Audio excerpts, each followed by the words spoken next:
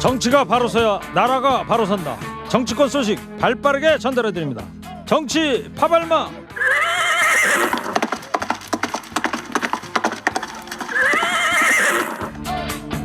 추워도 달립니다. 지치지 않는 땡벌 봉보로봉봉 봉봉봉. 이분은 추워도 안 지칩니다. 최진봉 성공회대 교수 어서 오세요. 네, 안녕하세요. 최진봉입니다. 이어서 시사평론계 최민식. 누구냐 너? 최수영입니다. 안녕하십니까? 네, 어서 들어오십시오. 날씨가 참 많이 추워졌습니다. 예. 자, 지금 뭐 화물연대 파업으로 전국이 지금 어수선한데요. 자, 한 기사를 보면 말이죠, 청취자 여러분들, 국민이 생각하는 위세가 가장 높은 직업이자 직업 윤리가 가장 낮은 직업이 바로 국회의원이랍니다. 청취자 여러분이 생각하시기에 위세가 가장 높은 직업과 직업 윤리가 가장 낮은 직업은 뭐라고 생각하시는지 자유롭게 보내주시기 바랍니다. 간간히 소개해드리도록 하겠습니다. 자, 민주당이 해임 건의안을 당론으로 발의하고 내일 본회의 처리를 예고했습니다. 네, 그렇습니다. 해임 건의안, 이상민 장관 해임 건의안을 발의를 했고요. 본회의 처리를 하려고 하는데 아직 이제 본회의 처리는 안 된 상태고요. 본회의를 열어달라고 지금 민주당은 주장을 하고 있고 지금 현재 상황입니다. 네. 국민의힘은 본회의 열면 안 된다고 지금 주장을 하고 있어 국회의장이 어떤 결단을 좀 지켜봐야 될 것 같고요. 해임 건의안 낸 거는 아무래도 이상민 장관이 책임지지 않는 모습을 보이고 계속 말실수를 하고 있지 않습니까? 최근에 저는 가장 큰 말실수가 사회적 재난을 얘기하면서 화물연대 파업과 12구 참사를 동일선상에서 비교하는 그런 망언을 또 해서 여러 가지 논란이 있었는데요. 어쨌든 그런 여러 가지 상황 그리고 지금 피해자 유가족들도 전부 다 희생자 유가족들도 지금 파면을 요구하고 있기 때문에 그런 차원에서 민주당이 해임 건의안을 낸 게 아닌가 이렇게 생각을 합니다. 근데 사실상 뭐 해임 건의안이 실효성이 없다 이런 지적도 있어요. 대통령 거부권 행사가 이제 예상이 되니까. 그럼에도 이 발의를 강행한 배경은 어떻게 봐야 될까요? 그러니까 지난번 박진 외교부 장관 해임 건의안 뭐 했지만 대통령 거부권 했잖아요. 아무 소용 없이 끝났고 이번도 마찬가지예요. 저는 민주당이 이거는 그 정말 그 정치 신의를 저버린 행동이라고 생각해요. 국정조사 합의할 때 국정조사 계획서는 있었잖아요. 이상민 장관 조사하겠다고 행안부 장관 주무장관으로서 그럼 조사를 하고 그다음에 국정조사 충분히 해서 책임을 물어야 되는데 잉크도 마르기도 전에 바로 그 다음날 번복해서 해임 건의안 내겠다. 저는 이거는 말하자면 전국의 주도권을 쥐고 그다음에 지금 여러 가지 이재명 대표의 사법 리스크 등등 이런 어떤 국면 전환용 어떤 그 프레임 용이다. 그러니까 이렇게 국민의 시선 돌리는 쪽으로 가는 건 정치 신뢰 어긋나는 거죠. 네. 근데 이제 민주당에서는 대통령이 거부권을 행사하게 되면 탄핵 소추안도 발의하겠다 이런 입장을 밝히지 않았습니까? 네, 맞습니다. 그러니까 뭐 아마도 대통령이 거부권 행사할 것 같아요. 그런 입장을 이미 밝혔고요. 그러니까 물론 대통령이 명시적으로 밝힌 게 아니라 언론의 보도에 따르면 대통령실에 있는 뭐 유력한 분이 그런 뉘앙스로 말을 했다는 얘기가 전달되고 있기 때문에 박진 장관 건처럼 이번에도 아마 거부권 행사할 것 같습니다. 그나마 탄핵 소추로 간다고 저는 보고요. 탄핵 소추가 되면 물론 헌재 최종적인 결정이 나지만 탄핵 소추안이 발의되는 순간 그러니까 국회를 통과하는 순간 업무가 정지가 됩니다. 몇 개월 정지죠? 6개월 정지인가요? 6개월 정도 됐는데 결과가 나올 때까지 탄핵 헌재에서 나올 때까지죠. 결과. 네. 근데 이제 그게 왜 또 중요하냐면 행안부 장관의 자리에 있으면서 국정조사를 받는 것은 또 다른 논란을 불러일으킬 수도 있어요. 행안부 장관에 있으면 예를 들면 행안부에 뭐 자료 조치를 요구하거나 행안부에 있는 사람들 수석 요구했을 때 장관이 일정 분의 영향을 행사할 가능성도 있거든요. 네. 그러니까 탄핵 수출을 해놓으면 장관의 직무가 정지가 되기 때문에 그런 부분에 관여를 할 수 없고 그러면 좀 더 공정한 수사가 이루어질 수 있다는 판단도 들어갔다고 생각합니다. 네. 자, 이 탄핵 소추안 민주당의 이 계획 이 정치적 압박용 아니냐 이런 분석도 있는데 두 분은 어떻게 보시는지. 저는요. 아까 제가 해임 건의안 말씀드렸는데 저는 해임 건의안 가면 안 돼요. 오히려 탄핵 소추로 바로 가야 된다고 저는 생각합니다. 왜냐하면요. 해임 건의안은 그 비겁한 행동이에요. 말하자면은 대통령이 거부할 걸 뻔히 알면서 정치적 압박용으로 말하자면 대통령에게 정무적 책임을 지우겠다는 이제 그런 의도로 하는 거고 자신 있으면은 정말 이상민 장관이 직무에 어긋나게 행동을 했거나 아니면은 헌법에 보장된 국무위원으로서의 책무를 다하지 못했다면 탄핵해야죠. 탄핵해서 직무정지 시키고 헌재 판결 받아보라는 겁니다. 저는 오히려 그게 더 당당하게 그게 전 정당 책임제가 맞다고 생각하고요. 그러면 이제 이 소추위원은 국민의힘 법사위원장이 합니다. 검사 역할을 하는. 그래서 저는 김도우 위원장한테 한번 맡겨보고 그렇게 해서 정당이 정말 민주당이 자신 있으면 저는 탄핵 소추하러 가는 게 맞다. 다만 기각이 된다 그러면 정말 민주당이 어마어마한 역풍을 하고 저는 그런 책임 있는 행동을 했으면 좋겠다. 차라리 그렇게 제안합니다. 저는 저 이제 해임 건의안을 해야 되는 이유는 기회를 또 주는 거예요. 이상민 장관 자진 사퇴하라고. 사실은 이상민 장관이 계속 버티고 있지 않습니까? 지금 대통령한테 부담이에요. 물론 대통령이 뭐 모르겠습니다. 저는 뭐 대통령이 어떤 생각을 갖고 계신지는 정확히 모르겠지만 여러 가지 정황상으로 봤을 때는 이상민 장관을 아무래도 좀 신뢰하는 것 같아요. 그래서 이상민 장관이 나가고 싶어도 못 나가는지 모르겠지만 지금의 이 상황이 대통령의 국정 운영에 엄청나게 부담을 주고 있다는 사실을 안다면 스스로 물러나야 돼. 아니면 최소한 이렇게는 얘기하죠. 그러면 사퇴 수습하고 본인이 물러나겠습니다. 이주영 전 장관처럼 예전에 세월호 참사 터지고 나서 그 정도의 결기는 보여야 되는 거 아닙니까? 아니 이게 지금 모든 국민들, 뭐 제가 볼 때 제가 말하는 모든 국민은 대다수의 국민들이나 아니면 아까 말씀드린 희생자 유가족들도 물러나라고 하는데 물러나지 않아 아무도 책임을 안 져요. 아니 대체 12.9 참사에 누가 책임을 졌습니까? 이 정부에서. 이런 상황이 계속됐을 때 윤석열 대통령에 도움이 되겠냐는 거예요. 탄핵 소추가 기각이 되면 역풍 불 거라는데 저는 그렇게 생각하지 않아요. 왜냐하면 지금 말씀하신 탄핵 소추하라면 김도우 의원이 그걸 할 거예요. 제대로 안 해보세요. 국민적 여망이 어떻게 되겠습니까? 저는 국민들이 가만히 있지 않을 거라고 봅니다. 네. 그런 태도를 하는 것에 대해서. 그래요. 자, 국민의힘에서는 이제 기자간담회를 열어갖고 해임 건의안 철회를 촉구했는데 이 공언해 온 국정조사 보이콧은 해임 건의안 처리 단계를 보면서 결정하겠다 이런 입장인 거죠. 국민의힘 입장은 당연하죠. 그러니까 국정조사 계획서에 명시돼 있었잖아요. 행안부 장관을 조사하겠다. 그러면 조사해서 거기에 합당한 그 어떤 책임을 물으면 되는데 그 합의하자마자 그 다음날 해임 건의안 내겠다? 그러면 미리 답정너잖아요. 답을 정해놓고 너는 뭐 조사 받으나 안 받으나 똑같은 사람이고 죄를 이미 넌 지었어. 이렇게 얘기하는데 어떻게 거기 동의를 해 줍니까? 그러니까 그러면 처음서부터 행안부 장관 뺍시다. 우리가 해임 건의안 낼 테니 행안부 장관은 빼고 조사합시다. 그렇게 하든가요.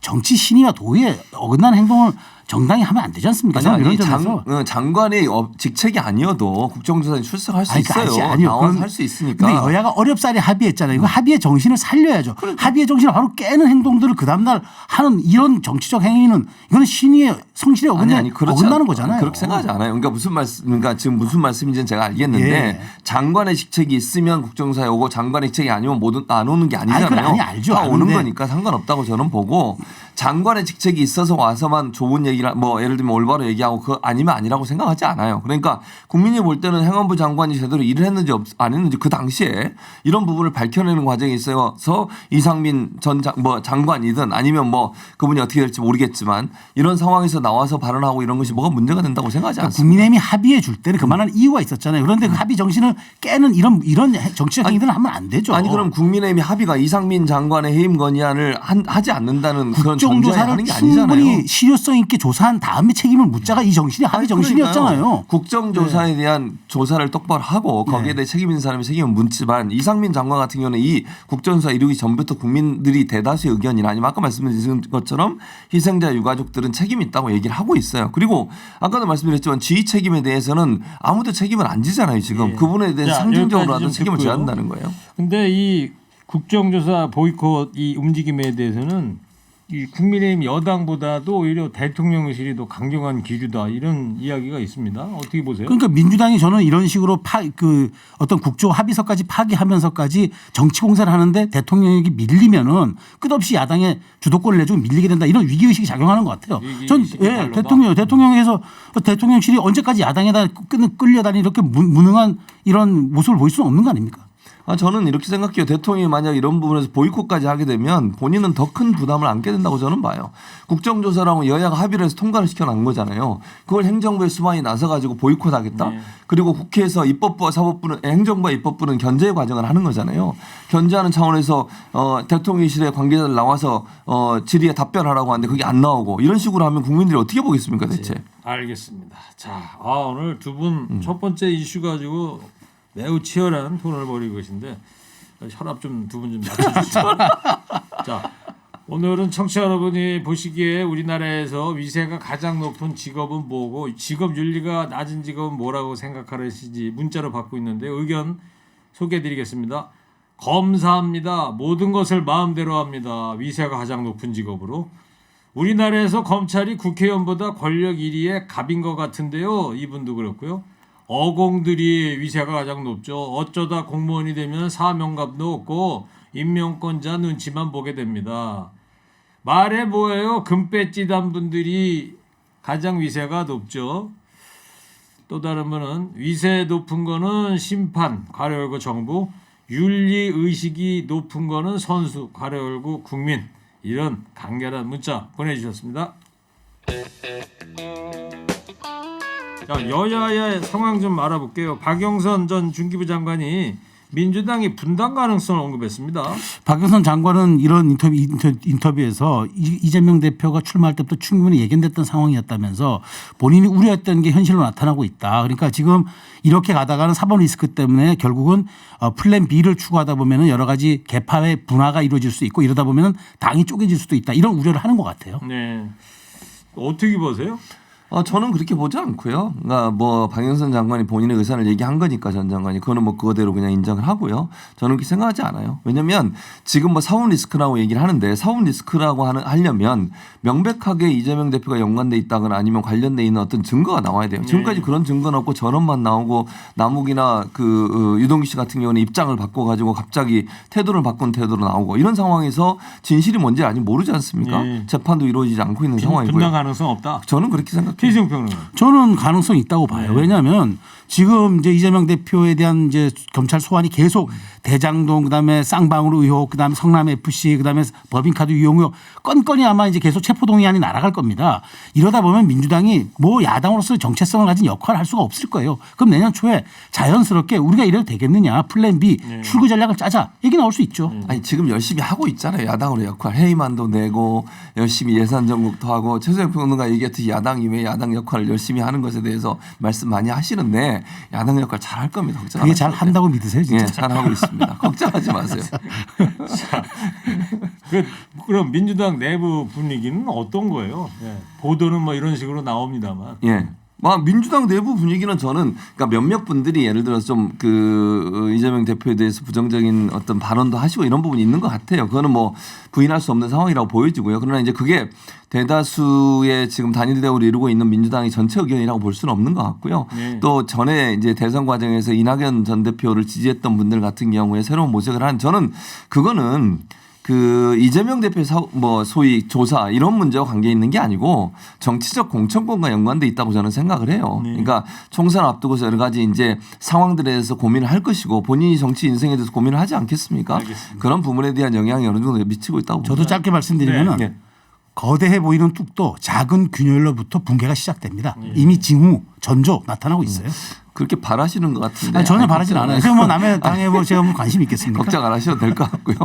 청취자분들이 아마 네. 듣고 계시면서 다 판단을 하실 것 그러니까요. 같아요. 국민의힘도 좀 자, 그러면 나중에 야당 걱정되긴 해요. 민주당 얘기해봤는데 여당 국민의힘은 어때요? 여기도 보면 지금 전당대 시기하고 룰 이거에 대해서 연말되면서 관심이 계속 커지고 있습니다. 이게 이제 지난주를 기점으로 나가기 시작했어요. 왜냐하면 관저에 초청받았던 여당 지도부가 있었잖아요. 네. 거기에서 뭐 2말 3초. 자, 당초에는 내년 5월과 6월 얘기가 나왔는데 2월 말이나 3월 초가 적절하지 않느냐. 왜냐하면 비대위의 임기가 내년 3월까지거든요. 그렇다면 비대위 임기 마치고 정상적 지도부가 출범하는 게 맞다. 언제까지 비대위가 계속 비상 상황을 유지하는 게 옳지 않다. 이런 얘기들이 대통령실에서 조금 있지 않느냐라는 얘기가 흘러나오면서 당내에서 논의가 불붙는데요. 네. 저는 어쨌든 시기는 뭐 당이 이제 저 비대위가 예산안 통과한 다음에 정하기로 했으니까 그건 지켜보면 될 일 같은데 룰 바꾸는 건 좀 신중을 해야 될 것 같아요. 왜냐하면 룰이란 자체가 게임의 법칙인데 이 게임의 법칙이 말하자면 유불리를 따지는 이렇게 룰이 돼버린다면은 여러 가지 국민들의 지지를 먹고 사는 정당이 조금 이런 부분들은 좀 심각하게 좀 고려해야 되지 않는가 생각합니다. 한동훈 법무부 장관 당대표 차출술 얘기는 왜 나오는 거예요?